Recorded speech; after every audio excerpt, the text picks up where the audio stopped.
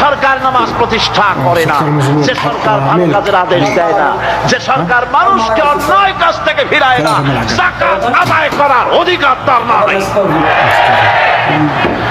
সুতরাং এমন এক সময় আসবে যখন আবার আমাদের জন্য সুখ শান্তি ফিরে আসবে।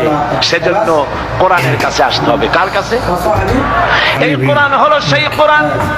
আমার নবী বলেছেন, মান ক্বালা বিহি সাদাকা। এই পল্টন ময়দানে উপস্থিত লক্ষ লক্ষ জনতার উদ্দেশ্যে রাসূলের হাদিস শোনাই, প্রাণ খুলে কান খুলে শুনুন। আমার নবী বলেন, কোরআন দিয়ে যারা কথা বলে ওরাই সত্য কথা বলে। সুবহানাল্লাহ।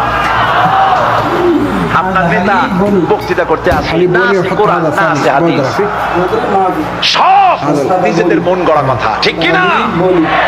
কোরআন দিয়ে যারা কথা বলে তারা সত্য কথা বলে। কোরআন দিয়ে যারা মানুষকে ডাকে ওরাই সঠিক পথের দিকে ডাকে। যেই ডাক শুরু হয় দুনিয়া থেকে, আর এর যাত্রা শেষ হয় জান্নাতুল ফেরদাউসে গিয়ে। আখরাজাহু তিরমিজি শরীফের হাদিস এটি। সুতরাং ইন্নাদ-দীন ইনদাল্লাহিল ইসলাম। জীবন ব্যবস্থা কেবলমাত্র কোনটা? জোরে বলেন, কোনটা? এই ইসলামের আইনের সামনে মাথা নত করে দিতে হবে।